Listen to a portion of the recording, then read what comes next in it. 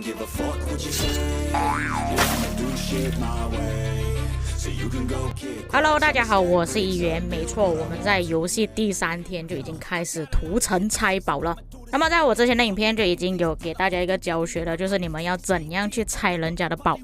说真的，只要你的联盟里面有几个大佬可以帮你们开集结就已经足够了，根本不需要太多的玩家去氪金买好的武将，也不需要把自己战力提升到太高，只要你能够加入集结帮忙就可以了。一开始会攻击这几位玩家，就是因为他们去烧我们队友的田，没错，只要欺负我们的家人都是罪人，只要你敢打我们的人，就直接把你的城市送走。那么在早期，大部分玩家都还没有发育完全，有很多玩家甚至都没有用统帅去驻防自己的城市。就像这位玩家，他只有4星的武将去守城而已。虽然我方的部队是阵亡的，但是在集结里面有大多数的玩家一起分担伤害，就变成说我们阵亡并没有多少。同时间去掠夺对方城市里面的资源，你们可以看直接把对方送走，这个画面是真的非常爽快。分享给各位看，我们这里到底抢到多少的资源。有一些队友已经到达上限了啊！没错，这个游戏是有上限的，一天可以抢316万而已。不过对于前期玩家来说，每天抢300多万是已经足够发育了。重点是这个玩家还蛮肥的，我们抢到的资源有很多，只是可惜我们的队友已经到达上限，没有办法抢得更多。那其实我们在打这位玩家的时候，他是在线的，我也不知道为什么他不要跑掉。接下来的画面是第2天所拍到的画面，我看到这位玩家还蛮肥的，所以我就直接开了一个集结过去。同时间你们看后面，我们的队伍正在拆宝，因为这个联盟对我们来说有威胁，我们还要为我们的盟友铺路。所以我们选择把他的要塞给拆掉，然后让他们所有的旗帜都失效，同时间进攻他们所有玩家的城市。那其实这个集结是我开的，虽然我的战力是在联盟里面第2高的，但是能力还是有点不足。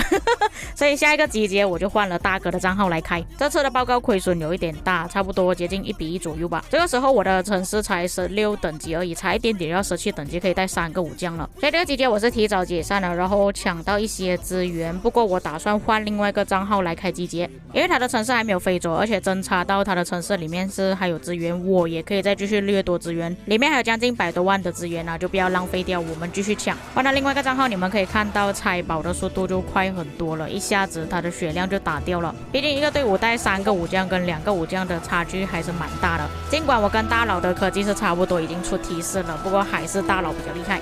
我们进攻的时间是在凌晨2点3点左右，对方如果是欧美玩家的话应该是在上班，如果是亚洲玩家的话应该是在睡觉了。那因为我们攻击也是突然之间的事情啊，所以我方在线的队友其实也不是很多。只有我这种凌晨在线不睡觉的人才会上线帮忙打而已。OK， 又成功的把一个送走了，我们看一下报告。这个是后面掠夺资源的时候扣了一点点兵力啊，600多而已，损失不是很大。这个后续是肯定会掉一点点兵力的，这个没有办法避免。我们屠城最主要的目的就是抢资源而已，只有3个玩家。毕竟凌晨时间实在是太痛苦了。不过我这边已经到达上限了，可能只能等明天我们再继续打了。然后主要报告也是才损失700多，真的大佬强很多。而且他的花木兰都升到4星了，阿提拉都有2星。所以这个就是为什么之前我跟你们讲过，不要随便去围殴人家城市。如果你们真的要烧一个玩家的城市，就要大佬开集结。并且这个大哥是已经穿上装备了，有2个蓝色的装备，一个金色的。就算他的阿提拉跟杜加瓦迪没有提升太多技能，都已经很强了。那么时间来到第2天的早上，我们又再继续了。今天我是完全用大佬的账号去开集结，把这里的城市全部都打掉，当然只是打一些有资源的，那些没有资源的就算了。这里就给大家享受视觉盛宴。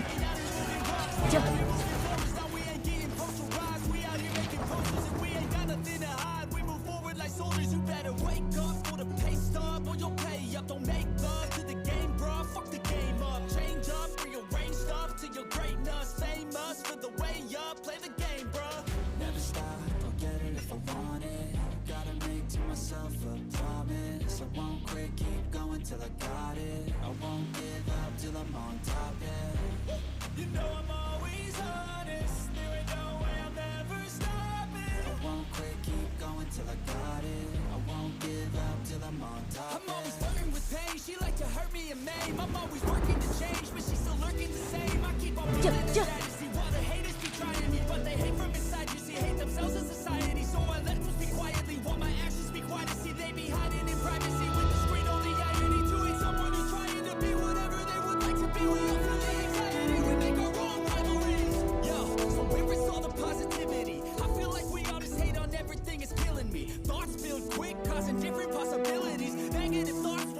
different disabilities, so do better.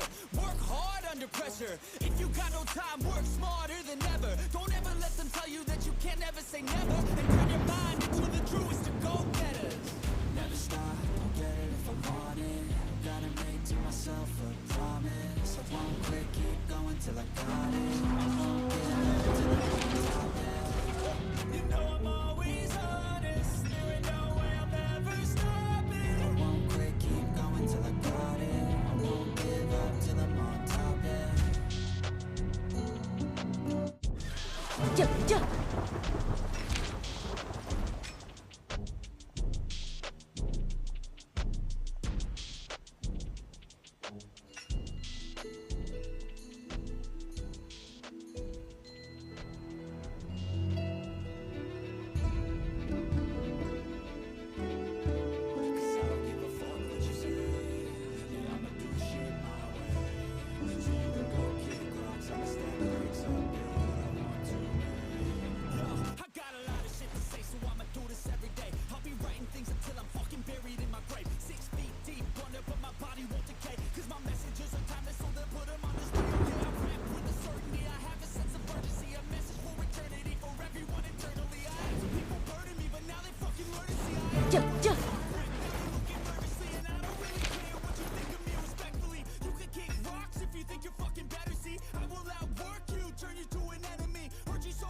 哎呦，我已经到达上限了。哎呀，不抢了。